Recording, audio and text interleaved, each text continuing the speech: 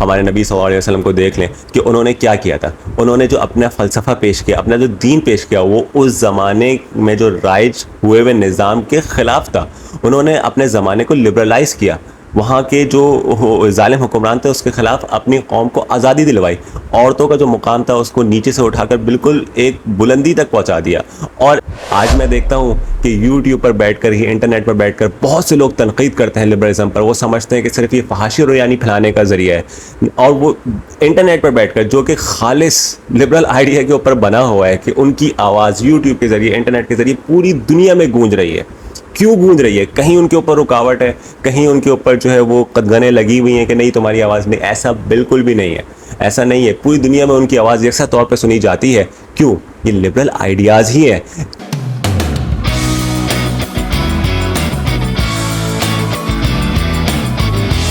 السلام علیکم. Talk logic کی ایک اور ویڈیو ایپیسوڈ کے ساتھ میں ہوں طہا ظفر. امید ہے آپ لوگ سب خیریت سے ہوں گے. آج کی ویڈیو کا جو موضوع ہے وہ ایک انتہائی اہم اور نہایت ہی حساس نوعیت کا حامل ہے, جس کا استعمال ہماری زندگی میں بسا اوقات اکثر آ ہی جاتا ہے, اور جس کے بغیر ہماری زندگی کو آگے چلانا مشکل نظر آتا ہے. تو جی ہاں, میں بات کر رہا ہوں لبرلزم کی. جیسا کہ ہر اکیڈمک ٹرمینالوجی ہو یا پھر کوئی آئیڈیا ہو یا کوئی نظریہ ہو, ہمارے معاشرے میں اس کی ایک الگ ہی تصویر پیش کی جاتی ہے. نوجوان نسل کو اس سے متنفر کر دیا جاتا ہے کہ یہ خدا نخواستہ باغیانہ نظریہ ہے, یا ہماری سوسائٹی کو وہ خراب کر دے گا, ہمارے معاشرے کو وہ خراب کر دے گا. تو لبرلزم کے ساتھ بھی ایسا ہی کچھ ہوا ہے. آئیے چل کر دیکھتے ہیں کہ کیا اس کے اصل تاریخی حقائق اور پس منظر ہے, اور کیوں ہمیں اس سے متنفر کیا جاتا ہے. تو میں آپ کو لے کے چلتا ہوں 16ویں-17ویں صدی عیسوی میں, جہاں یورپ میں اس وقت کے فلاسفرز نے عوام کو اپنے قلم کے ذریعے, اپنی تحریروں کے ذریعے ان کے اندر آگاہی بیدار کی کہ اس وقت کے جو ظالم حکمران تھے, اس وقت کا جو ایک ظالم گٹھ جوڑ تھا مذہبی رہنماؤں کا اور وہاں کے بادشاہوں کا, وہاں کے حکمرانوں کا, اس کے خلاف انہوں نے علم بغاوت بلند کی. انہوں نے اپنی تحریروں کے ذریعے اس وقت کے عوام کو بیدار کیا کہ بھائی تم لوگ اپنے جو حقوق ہے, اپنے حقوق اس کے لیے جنگ لڑو, اپنی آزادی کی جنگ لڑو. اور انہوں نے اسی آئیڈیالوجی کے بیس پر 3 بڑی ریولوشن وہاں پر برپا کیے. سب سے پہلے 1688 میں برطانیہ کے اندر جو ہے وہ گریٹ ریولوشن آیا. اس کے نتیجے میں اس وقت کے حکمران کا تختہ الٹ کر ایک ایسا قانون نافذ کیا گیا جس کو بل آف رائٹس کے نام سے جانا جاتا ہے, اور اس کے ذریعے سے شخصی آزادی کو یقینی بنایا گیا. یہاں پر سلسلہ نہیں رکا, بلکہ 1776 میں امریکہ کے اندر جو ہے وہ ریولوشن آیا, جس کے نتیجے میں امریکہ نے آزادی حاصل کی تخت برطانیہ سے, اور وہاں پر جو نظام قائم کیا گیا وہ خالص لبرل بیسس کے اوپر تھا, یعنی کہ شخصی آزادی کے اوپر.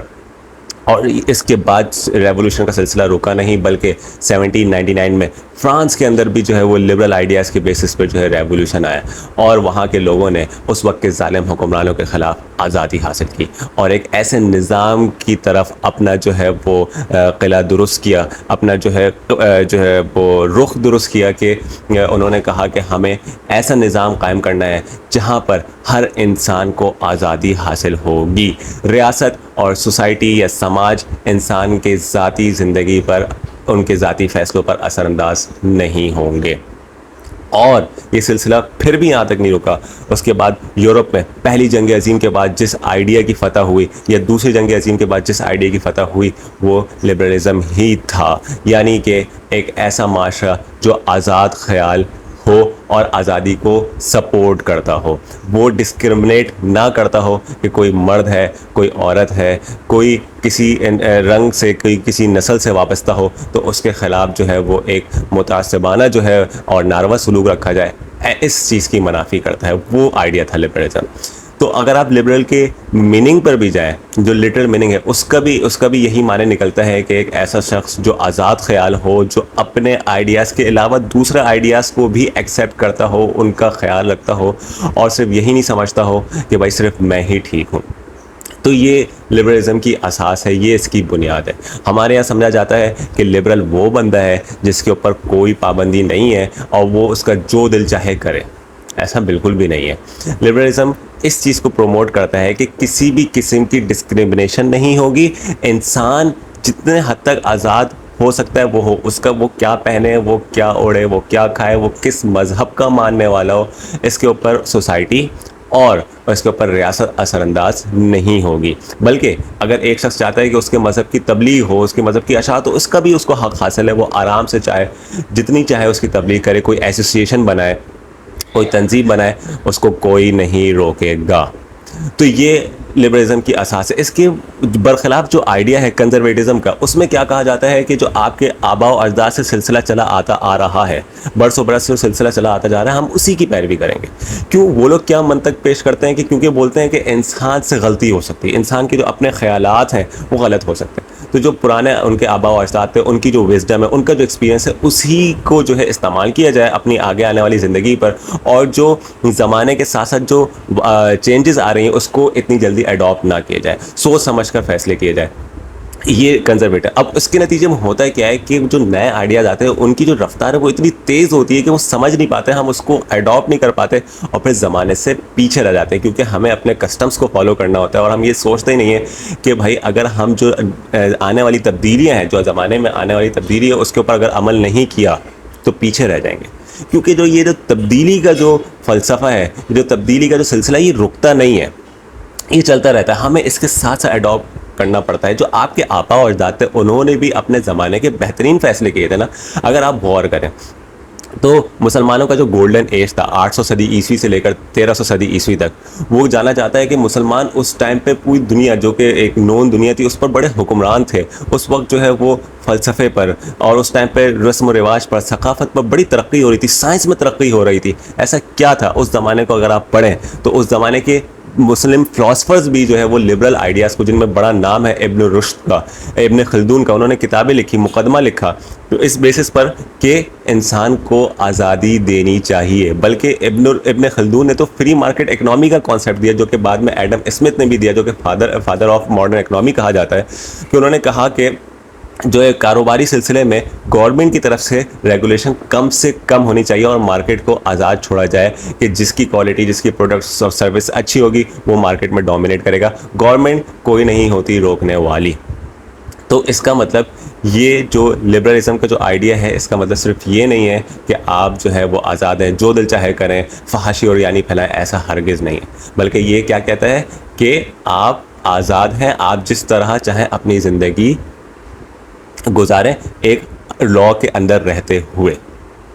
تو اب کیا اس کی بغیر ہم اپنی زندگی نہیں گزار سکتے؟ کیا آپ یہ سمجھتے ہیں کہ ہم آج سے 100 سال 200 سال پہلے والے جو اصول تھے اسی کے اوپر چلتے ہوئے آج بھی اپنی زندگی گزار سکتے ہیں؟ تو ایسا ہرگز نہیں ہے. زمانہ بہت حد تک چینج ہو چکا ہے اور ہمیں اس چینج کے ساتھ اپنے آپ کو جو ہے وہ ایوالو کرنا ہے, ورنہ ہم نے پیچھے رہ جانا ہے. اس کی مثال ہمارے مذہب میں بھی پائی جاتی ہے. آپ ہمارے نبی صلی اللہ علیہ وسلم کو دیکھ لیں کہ انہوں نے کیا کیا تھا. انہوں نے جو اپنا فلسفہ پیش کیا, اپنا جو دین پیش کیا, وہ اس زمانے میں جو رائج ہوئے ہوئے نظام کے خلاف تھا. انہوں نے اپنے زمانے کو لبرلائز کیا, وہاں کے جو ظالم حکمران تھے اس کے خلاف اپنی قوم کو آزادی دلوائی.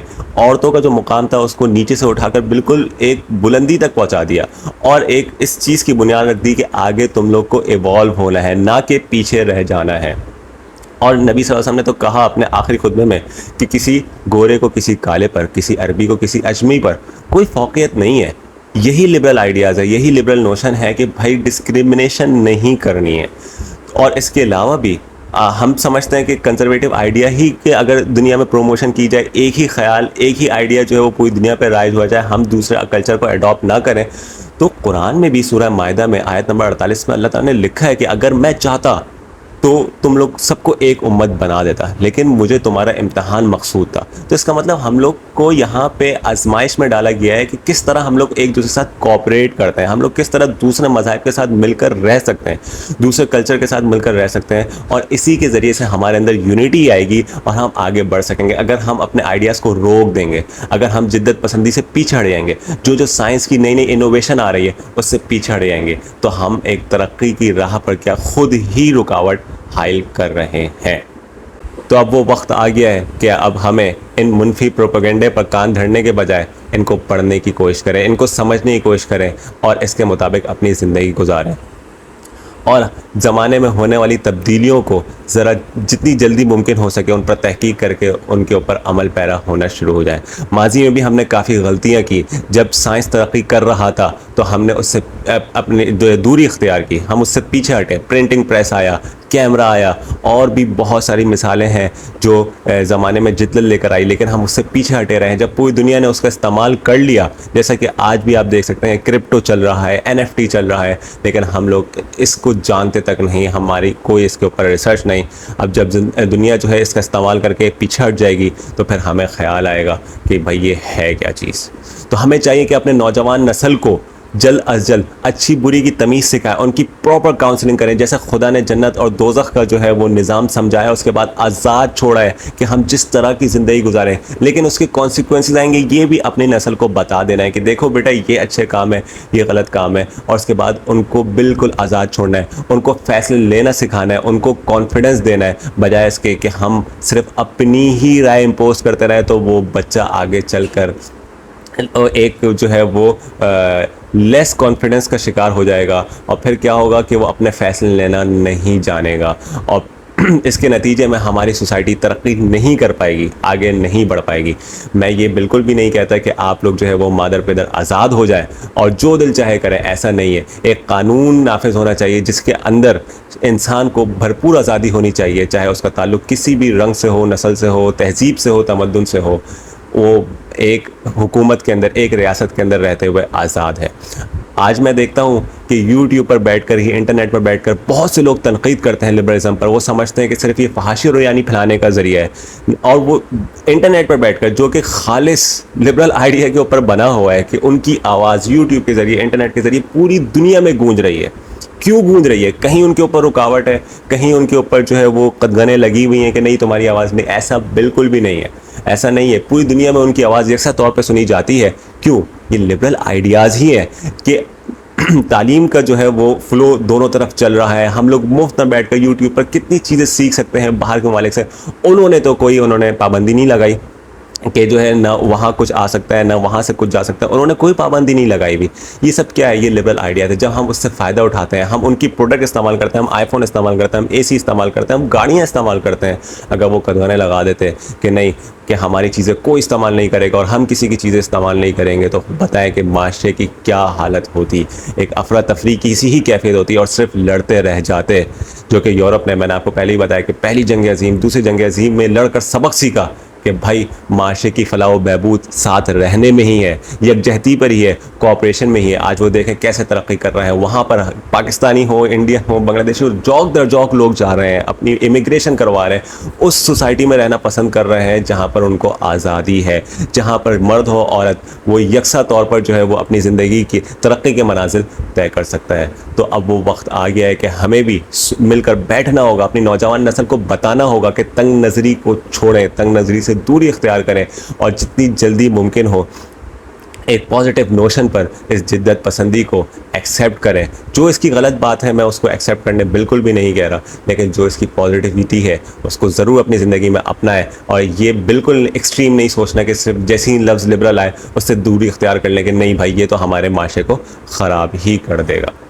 میں امید کرتا ہوں آپ کو میری ویڈیو سمجھ آئی ہوگی, پسند آئی ہوگی. اس میں کوئی کمی پیشی رہ گئی ہے یا آپ کوئی چیز ایڈ کرنا چاہ رہے ہیں تو کمنٹ سیکشن کے اندر ضرور بتائیں, اور میں ویڈیو کی ڈسکرپشن کے اندر جو یورپین فلاسفر ہیں جنہوں نے لبرلزم کے اوپر کام کیا ان کی ڈیٹیل بھی ایڈ کر دوں گا, تو وہ جا کے ضرور پڑھیں اور پھر سمجھیں کہ وہ کیا آئیڈیاز تھے. اپنا خیال رکھیے گا, انشاءاللہ نیکسٹ ویڈیو میں ملاقات ہوگی. تب تک کے لیے اللہ حافظ.